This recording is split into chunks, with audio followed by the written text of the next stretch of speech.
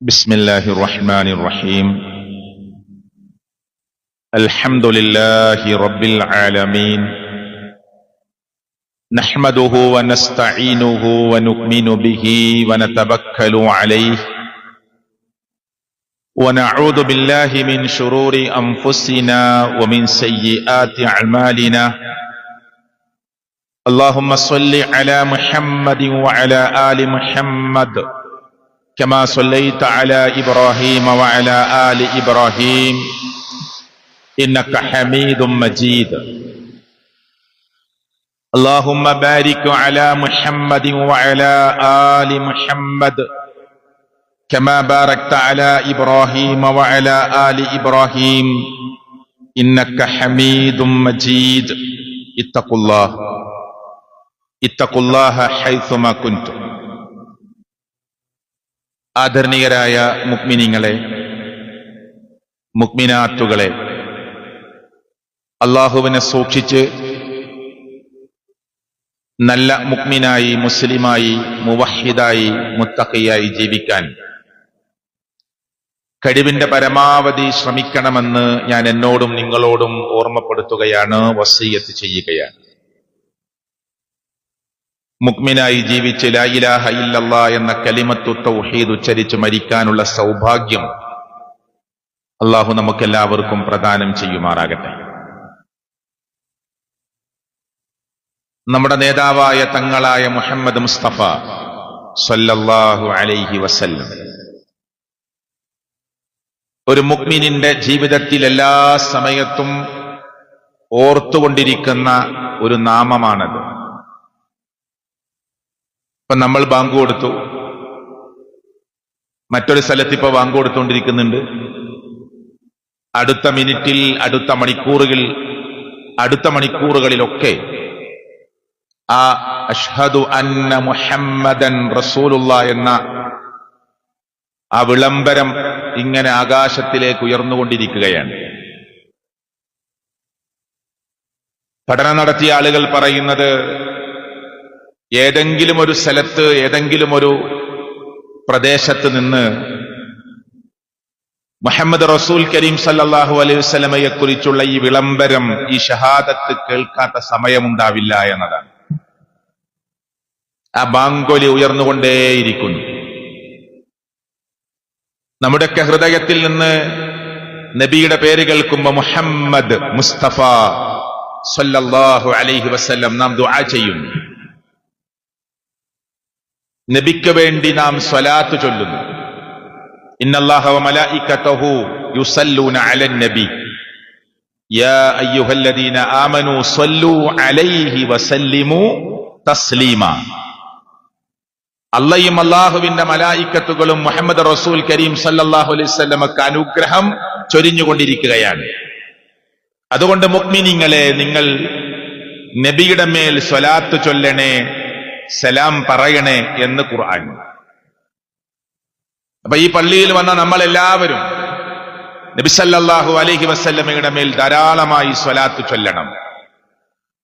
നബിയുടെ നാമം നാം ഉയർത്തിയിട്ടുണ്ട് എന്ന് അല്ലാഹു ഖുർആനിൽ, വറഫഅനാ ലക ദിക്റക, നാം ഉയർത്തി.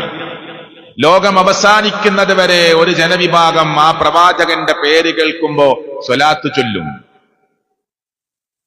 ഇന്ന് ലോകത്തിലെ മഹാഭൂരിപക്ഷം ആളുകളും നബി സല്ലല്ലാഹു അലൈഹി വസല്ലമയെ അംഗീകരിക്കാത്തവരാണ്. ക്രൈസ്തവർ ഇസ്ലാമിക പാതയിൽ നിന്ന് തെന്നിത്തെറിച്ച് റൂട്ട് മാറി സഞ്ചരിച്ചവരാണ്.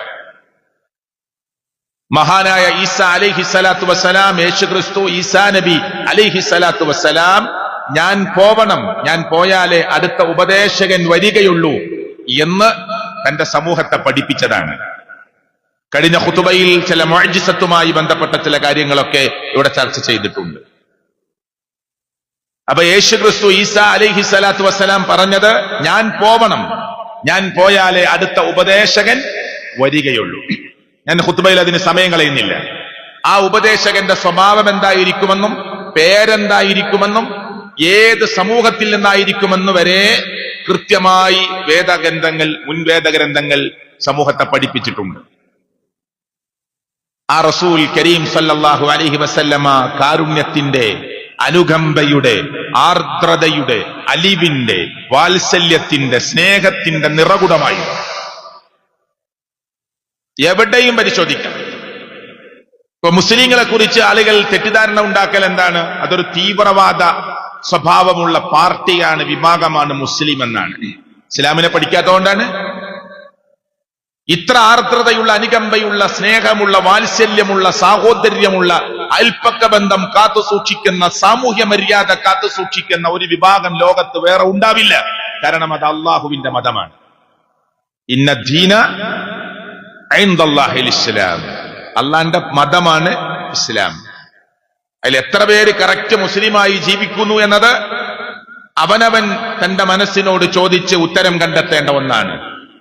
പക്ഷെ ഇസ്ലാം എന്നത് ഒരു സവിശേഷതയുള്ള മതമാണ്, പവിത്രമായ മതമാണ്. ആ മതത്തെ ലോകത്തിന്റെ മുമ്പിലേക്ക് പഠിപ്പിക്കാനാണ് അള്ളാഹു 1,00,000-ൽ പരം പ്രവാചകന്മാരെ ലോകത്തിലേക്ക് നിയോഗിച്ചത്. അതിൽ ഏറ്റവും അവസാനത്തെ പ്രവാചകനാണ് മുഹമ്മദ് മുസ്തഫ സ്വല്ലല്ലാഹു അലൈഹി വസല്ലം. ഇസ്ലാമിക ലോകത്ത് 81 യുദ്ധങ്ങൾ ഉണ്ടായി.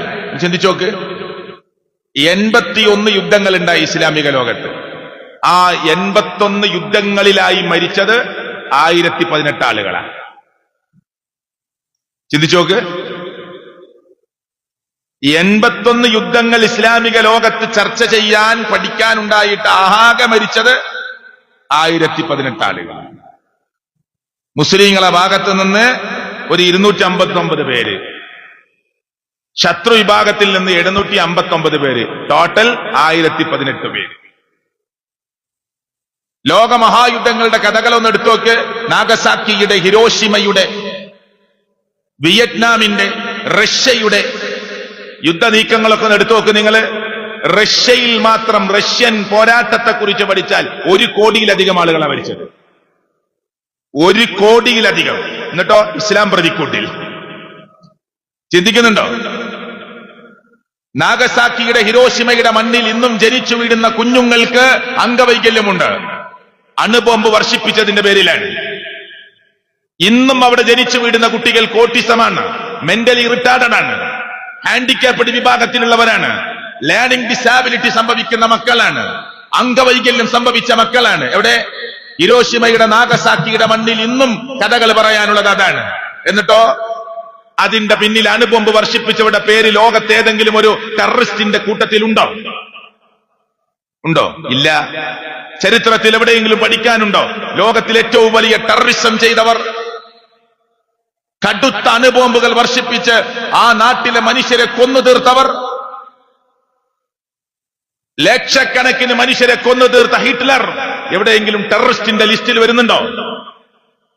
ജൂതന്മാരെ ഞാൻ ബാക്കി വെക്കുന്നു. ചില ആളുകളെ, കടന്നു വരുന്ന മനുഷ്യർക്ക് ജൂതന്മാരുടെ സ്വഭാവം എന്ത് എന്നറിയാൻ ഞാനിതാ ചില ജൂതന്മാരെ വിട്ടേച്ചു പോകുന്നു എന്ന് പറഞ്ഞ ഹിറ്റ്ലറിന്റെ ചരിത്രം വായിച്ച് കൊന്നു തീർത്ത കണക്കെവിടെയെങ്കിലും അവതരിപ്പിക്കാറുണ്ടോ? ബദറിന്റെ, ഉഹദിന്റെ ചരിത്രം അതിങ്ങനെ എവിടെയൊക്കെ വിളിച്ചു പറയും, എവിടെയൊക്കെ വിളംബരം ചെയ്യും. അപ്പൊ ഇസ്ലാമിന്റെ ചരിത്രങ്ങൾ വായിക്കാൻ ആളുകൾ തയ്യാറാകണമെന്നതാണ് ഞാൻ ഈ സന്ദർഭത്തിൽ ഓർമ്മപ്പെടുത്തിയത്. ഹിരോഷിമയിൽ മാത്രം 1,30,000 ആളുകൾ മരിച്ചു വീണു. നാഗസാക്കിയിൽ 75,000 ആളുകൾ മരിച്ചു വീണു. റഷ്യയിൽ ഞാൻ പറഞ്ഞു, റഷ്യൻ വിപ്ലവത്തിലൂടെ 1 കോടിയിലധികം ആളുകൾ മരിച്ചു. വിയറ്റ്നാമിൽ 40 ലക്ഷം ആളുകൾ മരിച്ചു. ഒന്ന് കണക്ക് അവതരിപ്പിച്ചു നോക്ക് നിങ്ങള്, എത്രയായി? എന്നാൽ ഇപ്പുറത്തോ ഇസ്ലാമിക യുദ്ധ നീക്കങ്ങളിൽ ആകെ 1000 ചില്ലാൻ ആളുകൾ. പക്ഷെ പ്രതിക്കൂട്ടിൽ ഇസ്ലാം. എന്താ കാരണം?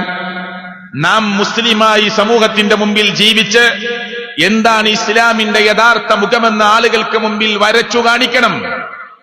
പ്രവാചകൻ സല്ലല്ലാഹു അലൈഹി വസല്ലം പറഞ്ഞു, നിങ്ങൾ ഔഫുൽ ലിഹ, താടി നിങ്ങൾ വളർത്തിക്കോ, വഖസ്സു ശാരിബ്, മീശ നിങ്ങൾ വെട്ടണം. അത് ഇസ്ലാം വെച്ച നിയമമാണ്. ആ നിയമം നമ്മൾ പാലിക്കുന്നത് വഴി ചില ആളുകളുടെ കണ്ണിൽ അതൊരു ആ തീവ്രവാദത്തിന്റെ കഠിന നിലപാടിന്റെ, കണിശ നിലപാടിന്റെ കാര്യമായി എണ്ണുന്നു ലോകം. എണ്ണുന്നില്ലേ? ഇന്ത്യ രാജ്യത്ത് സിഖുകാരെ പരിശോധിച്ചോളൂ നിങ്ങള്. ഇന്ത്യയുടെ പ്രധാനമന്ത്രി പദത്തിലേക്ക് വന്ന ആളുകളുണ്ട്.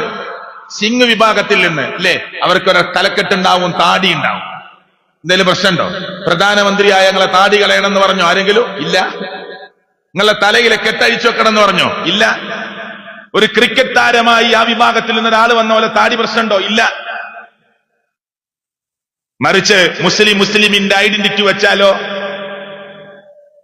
മുസ്ലിമിന്റെ ഐഡന്റിറ്റി വെച്ചാലോ അവിടെ മുസ്ലിം കൂടി ചില തീരുമാനമെടുക്കണം. ഇത് എന്റെ മതത്തിന്റെ നിയമമാണ്, എന്റെ മതത്തിന്റെ നിയമമാണ്. നെരിയാണിക്ക് മുകളിൽ വസ്ത്രം കയറ്റി കൊടുക്കുക എന്നത് മതത്തിന്റെ നിയമമാണ്, എന്റെ വിശ്വാസത്തിന്റെ ഭാഗമാണ്. എന്നാൽ അപ്പുറത്ത് താമസിക്കുന്നവന്റെ ജാതി നോക്കാൻ പറഞ്ഞോ? മതം നോക്കാൻ പറഞ്ഞോ? അയൽപ്പക്ക ബന്ധങ്ങൾ ചേർത്തുമ്പോ മതം നോക്കാൻ പറഞ്ഞോ? ജാതി നോക്കാൻ പറഞ്ഞോ? ഇല്ല, പറഞ്ഞിട്ടില്ല. അയൽവാസി വിശന്നിരിക്കെ വയറു നിറയെ ഭക്ഷണം കഴിക്കുന്നവൻ എന്നിൽപ്പെട്ടവനല്ല എന്ന് മുഹമ്മദ് റസൂൽ സ്വല്ലല്ലാഹു അലൈഹി വസല്ലം. ഇത്ര നല്ല അർത്ഥവത്തായ ആപ്തവാക്യങ്ങൾ ലോകത്തിന്റെ മുമ്പിൽ വെച്ച ഒരു പ്രവാചക ഗുരുവര്യനെ ലോകത്തിന്റെ മുമ്പിൽ ഒരു പ്രത്യയശാസ്ത്രത്തിനും കാണിക്കാൻ കഴിയില്ല. അതാ ഇസ്ലാമിന്റെ പ്രത്യേകത. അപ്പുറത്ത് വിശന്നു നിൽക്കുന്ന അയൽവാസി ഉണ്ടായിരിക്കെ നീ വയറു നിറയെ ഭക്ഷണം കഴിച്ചാൽ നീ മുസ്ലിങ്ങളുടെ കൂട്ടത്തിൽപ്പെട്ടവനല്ല എന്ന് പ്രഖ്യാപിച്ചു മുഹമ്മദ് മുസ്തഫ. ഇറച്ചിയിൽ വിഷം കലർത്തി കൊടുത്തു ജൂത കുടുംബം. ആർക്ക്? അള്ളാഹുവിന്റെ പ്രവാചകൻ മുഹമ്മദ് മുസ്തഫ സ്വല്ലല്ലാഹു അലൈഹി വസല്ലമക്ക്. ഗസ്റ്റ് ആയിട്ട് വിളിച്ചാ പോണം, ഹിന്ദു വിളിച്ചാ പോണം, ക്രിസ്ത്യാനി വിളിച്ചാ പോണം, നിരീശ്വരവാദി വിളിച്ചാ പോണം. അയൽവാസികളെ, നിങ്ങളെ വീട്ടിലൊരു ഭക്ഷണം ഉണ്ട്, വരി ഒന്ന് കഴിക്കണം എന്ന് പറഞ്ഞാൽ പോവണം എന്ന ഇസ്ലാം പറഞ്ഞേ. പക്ഷെ അത് ബഹുദൈവ വിശ്വാസവുമായി ബന്ധപ്പെട്ട ഭക്ഷണമാകരുത്. അത്രേ ഉള്ളൂ.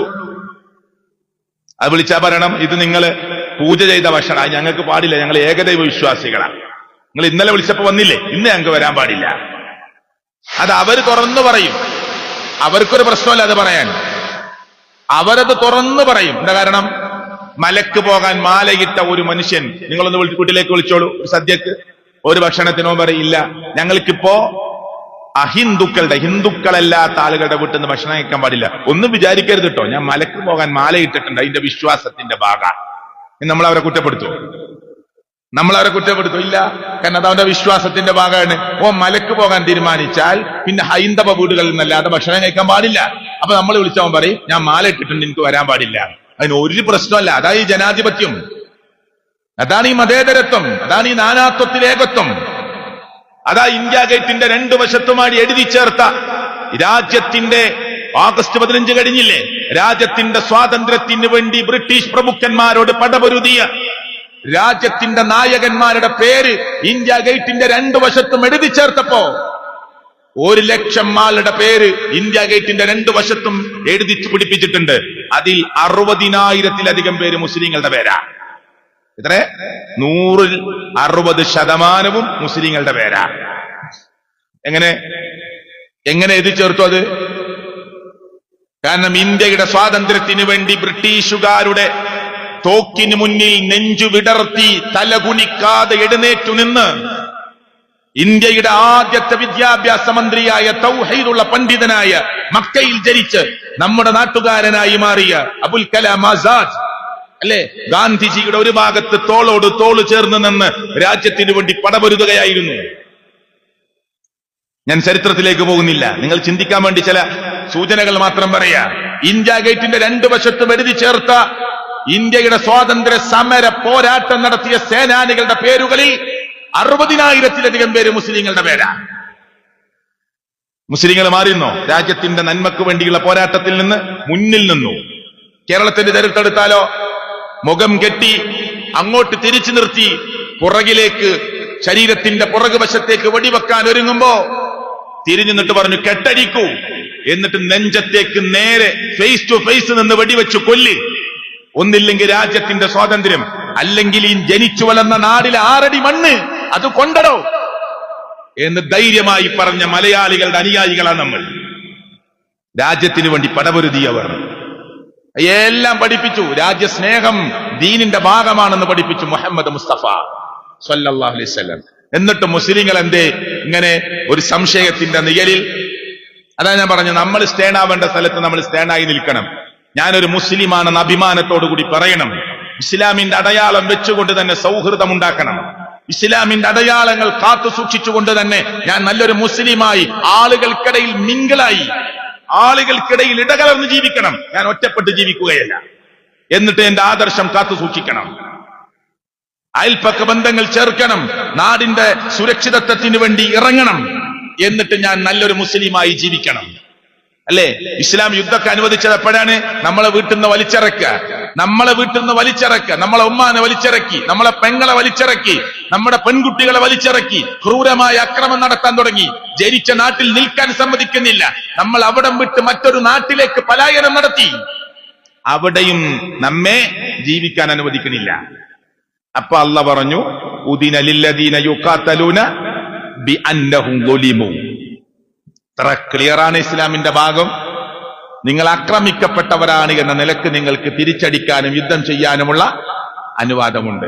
മക്കയിൽ നിന്ന് സ്വന്തം ജനിച്ച നാടിനെങ്ങനെ നോക്കിയിട്ട്, കഅബാലയത്തെ നോക്കിയിട്ട്, ഭൂമധ്യരേഖയിൽ സ്ഥിതി ചെയ്യുന്ന, ഗ്രീനിച്ച് രേഖയിൽ സ്ഥിതി ചെയ്യുന്ന, അള്ളാഹനെ മാത്രം ആരാധിക്കാൻ ഉണ്ടാക്കിയ ലോകത്തിൽ ഒന്നാമത്തെ ഭവനമാവുന്ന കഅബാലയത്തെ നോക്കിക്കൊണ്ട് അള്ളാഹുവിന്റെ പ്രവാചകൻ സല്ലല്ലാഹു അലൈഹി വസല്ലം പറഞ്ഞു, എനിക്ക് പോവാൻ ഇഷ്ടമില്ല. ഈ നാട്ടിൽ ആളുകളെ നാട്ടി പുറത്താക്കിയിട്ടില്ലായിരുന്നെങ്കിൽ ചിലപ്പോ മെമ്പറെന്ന് കേട്ടിട്ടുണ്ടാവും, അല്ലേ? കരഞ്ഞുപോയി. എന്നിട്ട് വഴി കാണിക്കണത് ആരാ? അള്ളാന്റെ റസൂൽ സല്ലല്ലാഹു അലൈഹി വസല്ലം സാധാരണ പോണ വഴിയിലൂടെ പോയവർ പിടിക്കൂ. നബി സല്ലല്ലാഹു അലൈഹി വസല്ലമക്ക് കുറുക്കു വഴികൾ, കൂടിക്കിടക്കുന്ന മണൽ കൂനകൾക്കിടയിലൂടെ, പൊട്ടിച്ചാൽ കിട്ടാത്തത്ര സ്ട്രോങ്ങിൽ കിടക്കുന്ന മലകൾക്കിടയിലൂടെ, മണൽ കൂനകൾക്കിടയിലൂടെ പുതിയ വഴി കണ്ടെത്തി നബി സല്ലല്ലാഹു അലൈഹി വസല്ലമക്ക് വഴി കാണിച്ചു കൊടുക്കുന്നത് ജൂതനായൊരു മനുഷ്യനാണ്. നോക്ക്, മക്കയിൽ നിന്ന് മദീനയിലേക്ക് പലായനം നടത്തുമ്പോൾ വഴി കാണിക്കുന്നത് മുസ്ലിം അല്ലാത്തവരാണ്. അദ്ദേഹം പറഞ്ഞു, ആട്ടിൻകൂട്ടങ്ങളൊക്കെ തെളിച്ചു വരുന്ന ആൾക്കാരുണ്ട്. അവരോട് പറഞ്ഞു, നിങ്ങൾ സാധാരണ ആട്ടിൻകൂട്ടത്തിന്റെ പിറകുവശത്താണ് നടക്കുക, പക്ഷെ ഇന്നങ്ങനെ നടക്കരുത്. നിങ്ങളെ ഇഷ്ടപ്പെടുന്ന ആളുകൾ ഉണ്ടാവും, നമ്മളിങ്ങനെ നടന്ന നമ്മളെ കൂടെ വരുന്ന ആളുകൾ ഉണ്ടാവും. അതിനെ മുന്നിൽ നിർത്തിയിട്ട് ആട്ടിടയനോട്, ആടിന്റെ യജമാനന്മാരോട്, അതിന്റെ മുതലാളിമാരോട് പറഞ്ഞു, നിങ്ങൾ മുന്നിലിറക്കണം. നിങ്ങൾ നടന്ന കാൽപ്പാടുകൾ ആടുമാടുകൾ നടന്ന് മായിച്ചു കളയണം. ഇതിലൊരു മനുഷ്യൻ പോയ അടയാളം ആർക്കും കിട്ടാൻ പാടില്ല. അങ്ങോട്ടും ഞാൻ പോകുന്നില്ല, ബാക്കി നിങ്ങൾ കൂട്ടി വായിച്ചാൽ മതി. വഴി കാണിച്ചതാരാ? മുസ്ലിം അല്ലാത്തൊരു മനുഷ്യൻ. സൗഹൃദം ഉണ്ടാക്കിയോ? മുസ്ലിങ്ങളും അമുസ്ലിങ്ങളും തമ്മിലൊക്കെ നേരെ നിന്നു. എന്നാൽ ആദർശത്തെ പണയം വെച്ചോ? ഇല്ല. ഞങ്ങൾ ആരാധിക്കുന്ന ബിംബങ്ങൾക്ക്, പ്രതിഷ്ഠകൾക്ക് മുന്നിലൂടെ പോകുമ്പോൾ ഒന്നിങ്ങനെ കൈ കാണിച്ച് ഒന്ന് സല്യൂട്ട് ചെയ്താൽ മതി എന്ന് നബി സല്ലല്ലാഹു അലൈഹി വസല്ലം പറഞ്ഞപ്പോൾ അല്ലാഹ് പറഞ്ഞു, ഖുൽ യാ അയ്യുഹൽ കാഫിറൂൻ ലാ അഅ്ബുദു മാ തഅ്ബുദൂൻ. ബാക്കി നമുക്കറിയാം. നിങ്ങൾ ആരാധിക്കുന്നതിനെ ആരാധിക്കുന്ന ആളല്ല ഞാൻ. ലക്കും ദീനുക്കും, നിങ്ങൾക്ക് നിങ്ങളുടെ ദീൻ, വലിയ ദീൻ, എനിക്കെന്റെ ദീൻ. എന്നാ ബാക്കി എല്ലാ ബന്ധമുണ്ട്. ഭക്ഷണം ഉണ്ടാക്കുമ്പോൾ അയൽവാസിക്ക് കൊടുത്തയക്കണേ എന്ന് മുഹമ്മദ് മുസ്തഫ. ഇറച്ചിയിൽ വിഷം കലർത്തി കൊടുത്ത് നബിയെ കൊല്ലാൻ ശ്രമിച്ച ജൂതന്മാരുടെ കൂട്ടത്തിൽപ്പെട്ട ഒരാളുടെ മരിച്ച് മയ്യത്ത് കൊണ്ടുപോകുമ്പോ നബി സല്ലല്ലാഹു അലൈഹി വസല്ലം എഴുന്നേറ്റ് നിന്നു. സഹാബികളോട് എഴുന്നേറ്റിക്കാൻ പറഞ്ഞു. ഒരു മയ്യത്ത് വരുന്നുണ്ട്, എഴുന്നേറ്റിക്ക്, അവിടെ ഇരിക്കല്ലേ, ആദരിക്ക്. അപ്പൊ സഹാബികൾ, നബിയെ ജൂതന്റെ മയ്യത്താണ്. റസൂൽ കരീം സല്ലല്ലാഹു അലൈഹി വസല്ലം തിരിച്ചു ചോദിച്ചു, അതൊരു മനുഷ്യന്റെ ബോഡിയല്ലേ, എണീറ്റ് നിൽക്കൂ. അതാ ഇസ്ലാം. അപ്പൊ ഇസ്ലാമിനെ പഠിക്കണം. നമ്മൾ ഈ ഖുതുബയിലൂടെ പഠിച്ച് നമ്മുടെ കൂടെ ജോലി ചെയ്യുന്നവരോട് ഇസ്ലാമിനെ പറഞ്ഞു കൊടുക്കണം. സത്യം പറയുമ്പോ ലോകത്ത് കടന്നു വന്ന എല്ലാ നബിമാരെയും വിളിച്ചത് ഖുർആൻ പറഞ്ഞിട്ടുണ്ട്. മുൻകാല നബിമാരെ വിളിച്ചത് ഒന്നില്ലെങ്കിൽ സാഹിറുൻ ഔ മജ്നൂൻ, ഒന്നില്ലെങ്കിൽ സാഹിർ വിളിക്കും. നമ്മൾ നല്ലത് ഇങ്ങനെ പറയാൻ, ഒരു മാരണക്കാരൻ വന്നിരിക്കുന്നു. നിങ്ങളെ കൂട്ടുകാരോട് നിങ്ങൾ നന്മ പറഞ്ഞോക്ക്. ഓ, നീ വലിയൊരു മാരണക്കാരൻ, നിനക്കിപ്പോ ഭ്രാന്താണ്, നിന്നെ ഞങ്ങൾക്കറിയാം, നീയൊക്കെ എന്നാ മാറിയത് ഞങ്ങൾക്കറിയാം. ഇങ്ങനെ പലതും കേൾക്കേണ്ടി വരും. അതൊക്കെ അവഗണിച്ചുകൊണ്ട് ക്ഷമയോടുകൂടി ദീനിനെ പറഞ്ഞു കൊടുക്കാൻ നമുക്ക് കഴിയേണ്ടതുണ്ട്. അപ്പൊ ഞാൻ ഇസ്ലാമിന്റെ പവിത്രമായൊരു മുഖത്തെയാണ് നിങ്ങളുടെ മുമ്പിൽ വെച്ചത്. നമുക്ക് ഏറ്റവും വലുതാര മുഹമ്മദ് മുസ്തഫ. അല്ലാഹ് കഴിഞ്ഞാൽ മുഹമ്മദ് റസൂൽ സല്ലല്ലാഹു അലൈഹി വസല്ലം. ആരേക്കാൾ? നമ്മുടെ ഉമ്മയേക്കാൾ, വാപ്പയേക്കാൾ, ജേട്ടനേക്കാൾ, അനിയനേക്കാൾ, പെങ്ങളേക്കാൾ, മക്കളേക്കാൾ, ഭാര്യയേക്കാൾ, സ്വത്തിനേക്കാൾ, ആസ്തിയേക്കാൾ, സകല സമ്പത്തിനേക്കാൾ നമുക്കിഷ്ടം അല്ലാഹ് കഴിഞ്ഞാൽ മുഹമ്മദ് മുസ്തഫ. സഹാബിനെ കാല് മുകളിലേക്കാക്കി കെട്ടിത്തൂക്കി, ശത്രുക്കൾ പിടിച്ചോണ്ടേക്കും. കാല് മുകളിലേക്കാക്കി വള്ളിയിൽ കെട്ടിത്തൂക്കി, നല്ല കനമുള്ള വള്ളിയിൽ കെട്ടിത്തൂക്കി. ഇതിങ്ങനെ ആടുകയാണ് സഹാബി. ചാട്ടവാറുകൾ കൊണ്ട്, വള്ളികൾ കൊണ്ടുണ്ടാക്കിയ ചാട്ടവാറുകൾ കൊണ്ട് സഹാബി ഇങ്ങനെ അടിച്ചപ്പോ അവര് പറഞ്ഞു സഹാബിയോട്, ഒരൊറ്റ കാര്യം പറഞ്ഞാൽ നിന്നെ വിടാം, താങ്കളെ വിടാം. എന്താ പറയേണ്ടത്? എന്റെ സ്ഥാനത്തെന്റെ നബിയായിരുന്നെങ്കിൽ, നബി വരണ്ട, നബിനെ കൊണ്ടുവരണ്ട, അതൊന്നും നടക്കൂല, ഞങ്ങൾക്കറിയാം. പക്ഷെ ഒരൊറ്റ വാക്ക് പറഞ്ഞാൽ മതി. ഈ അടി കൊള്ളുന്ന സ്ഥാനത്തുണ്ടല്ലോ, കാല് മുകളിലേക്ക് കെട്ടിത്തൂക്കി തല കീഴ്പോട്ടാക്കി തൂക്കിയിട്ട് ചാട്ടവാറുകൾ കൊണ്ടിങ്ങനെ അടിക്കുമ്പോ ഒരൊറ്റ വാക്ക് പറഞ്ഞാൽ മതി, എന്റെ സ്ഥാനത്തെന്റെ നബിയായിരുന്നെങ്കിൽ താങ്കളെ വെറുതെ വിടാനാ കണ്ടീഷൻ. എന്താ സഹാബി പറഞ്ഞറിയോ? അടി കൊണ്ട് തല ഇങ്ങനെ തൂക്കിയിട്ട സ്ഥലത്ത് നിന്ന് എന്താ പറഞ്ഞറിയോ? എന്റെ സ്ഥാനത്തെന്റെ നബിയായിരുന്നെങ്കിൽ എന്നതിന് പകരം എന്റെ നബിയുടെ ശരീരത്തിൽ കിടക്കുന്ന ആയിരക്കണക്കിന് രോമങ്ങളിൽ ഒരു രോമമായിരുന്നെങ്കിൽ എന്ന് പറയാനാണ് നിങ്ങൾ ആവശ്യപ്പെടുന്നതെങ്കിൽ സാധ്യമല്ലടോ, നിങ്ങൾക്ക് കൊല്ലാം. അത്ര സ്നേഹമായിരുന്നു അവർക്ക്. ആരോട്? നബി സല്ലല്ലാഹു അലൈഹി വസല്ലം. നബി എന്റെ സ്ഥാനത്ത് നബിയായിട്ട് പോയിട്ട് ഒരു രോമം ആയിരുന്നെങ്കിൽ എന്ന് പറയാൻ റെഡിയല്ല. ഖുർആൻ പറഞ്ഞേ, അന്നബിയു നബി സല്ലല്ലാഹു അലൈഹി വസല്ലം ഔലാ ബിൽ മുഅ്മിനീൻ, അന്നബിയു ഔലാ ബിൽ മുഅ്മിനീൻ മിൻ അൻഫുസിഹിം. നമ്മുടെ ശരീരത്തെക്കാൾ ഏറ്റവും നമുക്ക് ആദ്യം പ്രഥമ പരിഗണന, ആദ്യം നമ്മൾ വില കൽപ്പിക്കുന്നത് നമ്മുടെ നബിയെയാണ് എന്ന് മുഹമ്മദ് മുസ്തഫ സല്ലല്ലാഹു അലൈഹി വസല്ലമയെ കുറിച്ച് ഖുർആൻ പറയാ. അതാ നമ്മുടെ നബി. ഉണ്ടോ? ഭാര്യയെക്കാളൊക്കെ സഹാബികൾ അതാ ചെയ്തത്. നബിക്ക് വേണ്ടി, ദീനിനു വേണ്ടി അവർ എല്ലാം ഉപേക്ഷിച്ചു. ചരിത്രത്തിലേക്ക് പോകാൻ സമയമല്ല. സഅദ് റളിയല്ലാഹുവിന്റെ ഉമ്മയെ, സഅദ് റളിയല്ലാഹുവിന് ഭയങ്കര ഇഷ്ട ഉമ്മാനെ, ഉമ്മാക്ക് ഭയങ്കര ഇഷ്ട സഅദ് റളിയല്ലാഹുവിനെ. പക്ഷെ ഉമ്മ മുസ്ലിം ആവണില്ല. അപ്പൊ സഅദ് റളിയല്ലാഹു ഉമ്മാനോട് പറഞ്ഞു, ഉമ്മ നിങ്ങൾ സത്യം മനസ്സിലാക്കണം, ഞാൻ നിർബന്ധിക്കുകയല്ല, ഹക്ക് മനസ്സിലാക്കണം, നമ്മൾ ജീവിച്ചു പോകുന്ന റൂട്ട് തെറ്റാണ് ഉമ്മ, നിങ്ങൾ വിഷയം പഠിക്കണം ഉമ്മ എന്ന് പറഞ്ഞു കൊടുത്തു. പക്ഷേ ഉമ്മക്ക് മനസ്സിലാണില്ല. ഉമ്മക്കറിയാം ഉമ്മ കരഞ്ഞാൽ സഅദ് വേദനിക്കുന്നു, അത്ര ഇഷ്ടമാണ് അവര്. ഉമ്മ എന്ത് ചെയ്തു വരോ? നേരെ ചുട്ടുപൊള്ളുന്ന മരുഭൂമിയിലേക്കണ്ട് ഇറങ്ങിന്നു. എന്നിട്ട് മോനോട് പറഞ്ഞു, നീ ഞാൻ പറഞ്ഞ കേൾക്കൂലല്ലേ? നിന്നെ പോറ്റി വളർത്തി നിനക്ക് വേണ്ടി ജീവിതം ഒടിഞ്ഞു വെച്ച ഈ ഉമ്മ പറഞ്ഞ നീ കേൾക്കൂലല്ലേ എന്നും പറഞ്ഞ് ഉമ്മ വെയിലത്തേക്ക് ഇറങ്ങി. സഅദ് റളിയല്ലാഹു പിടിച്ചു വലിച്ച് റൂമിലേക്ക് ഈത്തപ്പന ഓല കൊണ്ട് മറച്ചുണ്ടാക്കിയ വീട്ടിലേക്ക് കൊണ്ടുവരാൻ ശ്രമിച്ചിട്ട് ഉമ്മ വരൂല, എന്നെ തുടരുത് എന്ന് പറഞ്ഞു. സഅദ് റളിയല്ലാഹു നബിയുടെ അടുക്കലേക്ക് ഓടി. എന്റെ ഉമ്മ വെയിലത്തിറങ്ങിയിരിക്കുകയാണ്. എന്താ പറഞ്ഞു ചോദിച്ചു? കുളിക്കൂല, എണ്ണ തേക്കൂല, കുടിക്കൂല, വെള്ളം കുടിക്കൂല, ഭക്ഷണം കഴിക്കൂല, ഈ വെയിൽ കൊണ്ട് മരിക്കുന്നവരാണത്. നബി സല്ലല്ലാഹു അലൈഹി വസല്ലം പറഞ്ഞു, സഅദേ, അള്ളാഹുവിനോടുള്ള ആദർശത്തെ വിട്ടു നിൽക്കാൻ നമുക്ക് പറ്റില്ലല്ലോ. ഉമ്മ നമുക്ക് പ്രിയപ്പെട്ടതാണ്. ഉമ്മാനെ പറഞ്ഞ് ബോധ്യപ്പെടുത്ത്, മനസ്സിലാക്കി കൊടുത്തു. ചെന്നു വീണ്ടും പറഞ്ഞു നോക്കി, ഉമ്മ കേൾക്കൂല. അപ്പൊ സഅദ് റളിയല്ലാഹു പറഞ്ഞു, ഉമ്മ, നിങ്ങളെപ്പോലത്തെ 100 ഉമ്മമാര് ഈ സഅദിനുണ്ടെന്ന് നിങ്ങൾ സങ്കല്പിച്ചോളൂ. സപ്പോസ് 100 ഉമ്മമാർ എനിക്കുണ്ടെന്ന് നിങ്ങൾ വിചാരിച്ചോളൂ. എന്നിട്ട് ആ 100 ഉമ്മമാരെയും വെയിൽ കൊണ്ട് ഈ ചുട്ടുപൊള്ളുന്ന മരുഭൂമിയിൽ, അടിയിലും ചൂട് മുകളിലും ചൂടായി മരുഭൂമിയിൽ നിന്നിട്ട് വെന്തുരുകി അതിങ്ങനെ കഷ്ടമായി ഉരുകി ഒലിക്കുന്നത് കാണേണ്ടി വന്നാലും ഈ ദീന് ഞാൻ ഉപേക്ഷിക്കുമെന്ന് ഉമ്മ ഒരിക്കലും വിചാരിക്കരുത്. ഈ ദീന് ഞാൻ ഉപേക്ഷിക്കുകയില്ല ഉമ്മ, ഇത് സത്യമാണ് ഉമ്മ. അതാണ് ദീനിനോടും നബി സല്ലല്ലാഹു അലൈഹി വസല്ലമയോടൊക്കെ അവർക്ക് ഉണ്ടായിരുന്ന ഇഷ്ടം. നമ്മൾ എവിടെ നിൽക്കുന്നത്? ഇനി അത് എങ്ങനെയാണ് നബിനെ സ്നേഹിക്കേണ്ടത്? എന്തായിരുന്നു പ്രവാചക സ്നേഹം? അതൊക്കെ അടുത്ത ഖുത്ബയിൽ ഇൻഷാ അല്ലാഹ് നിങ്ങളെ ഖത്തീബ് പറയും. ഞാന് അതിന്റെ ഒരു പൊതുമുഖമാണ് ഞാൻ നിങ്ങളുടെ മുമ്പിൽ വെച്ചിട്ടുള്ളത്. അള്ളാഹു കൂടുതൽ ചിന്തിക്കാനും പഠിക്കാനുമുള്ള തൗഫീക്ക് നമുക്ക് പ്രദാനം ചെയ്യുമാറാകട്ടെ. നമ്മൾ എവിടെ നിൽക്കുന്നു എന്നാണ് നമ്മൾ ചിന്തിക്കേണ്ടത്. നമ്മൾ എവിടെ നിൽക്കുന്നു? ദീനുമായി നമുക്ക് എത്ര അടുപ്പുണ്ട്? നമ്മുടെ ബിസിനസ്സും ദീനും തമ്മിൽ കൂട്ടുമുട്ടിയാൽ എന്ത് ചെയ്യും? നമ്മൾ ഏതിന് പരിഗണന കൊടുക്കും? ഏതിനാ? എന്റെ ഭാര്യ പറയാ, നിങ്ങളെ മുഖത്ത് താടി വെച്ചിട്ട് ഒരു ഭംഗിയില്ല എന്ന് പറഞ്ഞാൽ നമ്മൾ ദീനിന് പരിഗണന കൊടുക്കുവോ? അല്ല ഭാര്യന്റെ വർത്തമാനത്തിന് പരിഗണന കൊടുക്കുവോ? നമ്മുടെ ഒരു ബിസിനസ്, കച്ചവടം, ഒരു ലാഭം കിട്ടുന്ന, പ്രോഫിറ്റ് ലഭിക്കുന്ന ഒരു ഇടപാടും ദീനും തമ്മിൽ ഏറ്റുമുട്ടുമ്പോൾ നമ്മൾ എവിടെ പരിഗണന കൊടുക്കും?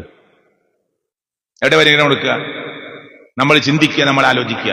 അള്ളാഹുവിന്റെ അടുക്കൽ നിന്ന് അള്ളാഹു തന്നൊരു വാക്കുണ്ട്, ആര് അള്ളാഹുവിനെ സൂക്ഷിക്കുന്നുവോ യജ്അൽ ലഹു മഖ്റജ, അവൻ ബുദ്ധിമുട്ടി നിൽക്കുന്ന സമയത്ത് എക്സിറ്റ്. മഖ്റജ് എന്ന് പറഞ്ഞാൽ ബുദ്ധിമുട്ടിയ സ്ഥലത്ത് നിന്ന് പുറത്തേക്ക് കിടക്കാനുള്ള എക്സിറ്റ് ആണ് അള്ളാഹു തരുമെന്ന് മുഹമ്മദ് റസൂൽ സല്ലല്ലാഹു അലൈഹി വസല്ലം ഖുർആനിന്റെ ആയത്തോടി നമ്മളെ പഠിപ്പിച്ചതാ. അപ്പൊ നമ്മുടെ നിലപാടെന്ത് എന്ന് നമ്മൾ ചിന്തിക്കുക, ആലോചിക്കുക. അള്ളാഹു ചിന്തിക്കുന്ന ആലോചിക്കുന്ന ആളുകളുടെ കൂട്ടത്തിൽ ഉൾപ്പെടുത്തി നമ്മെ അനുഗ്രഹിക്കുമാറാകട്ടെ.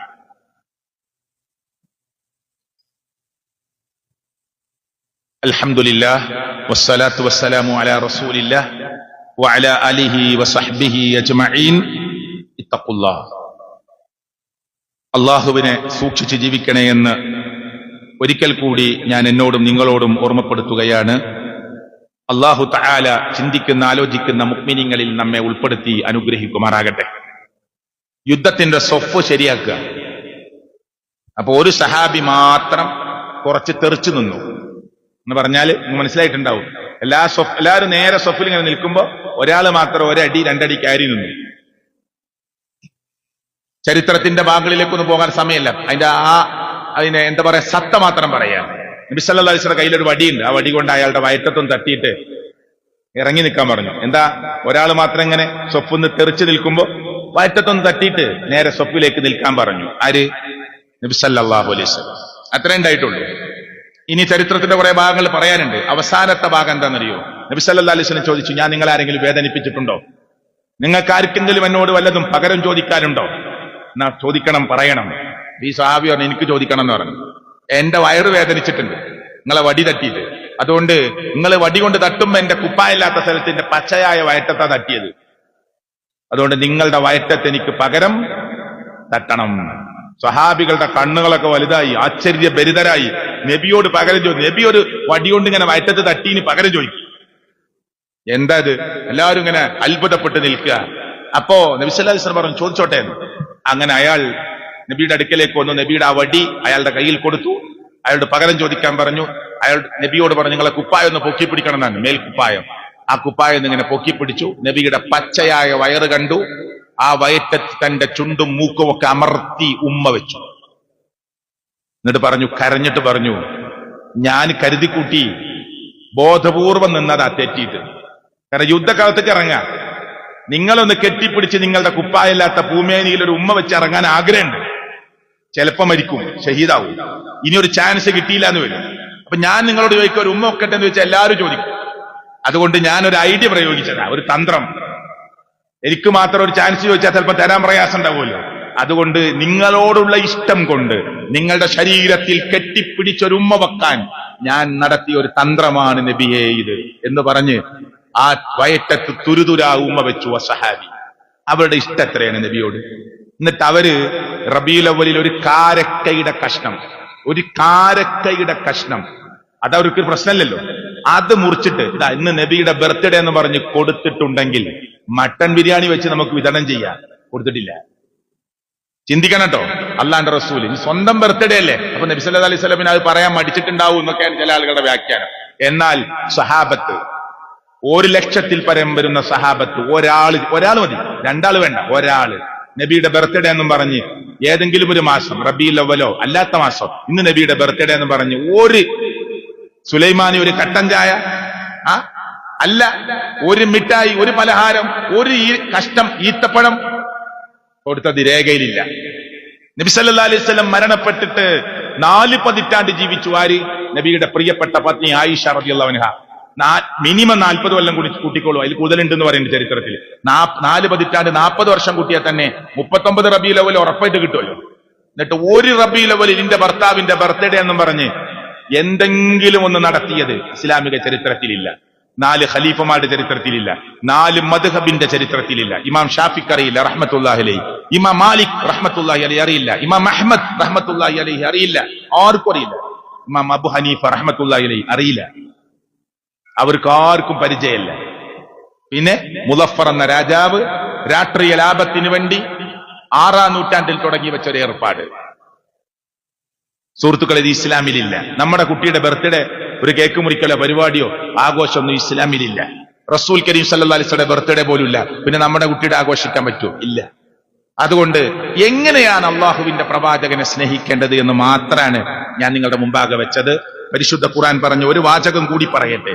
ലാ യുക്മിനു, ഖുർആൻ പറഞ്ഞ വാചകവും അതുപോലെ തന്നെ ഖുർആനിൽ ഖുൽ ഇൻ കാന അബാഉകും വ അബ്നാഉകും വ ഇഖ്വാനുകും ഒക്കെ വിശദീകരിക്കാൻ നിന്നാല് കുറെ സമയം വേണം. നമ്മുടെ മക്കളെക്കാൾ, നമ്മുടെ ഭാര്യയേക്കാൾ, നമ്മുടെ മാതാപിതാക്കളെക്കാൾ നമ്മൾ നഷ്ടം സംഭവിക്കുമെന്ന് തോന്നുന്ന കച്ചവടത്തെക്കാളൊക്കെ പറഞ്ഞിട്ട് അതിനേക്കാളൊക്കെ ഇഷ്ടം ആരോടാകണം?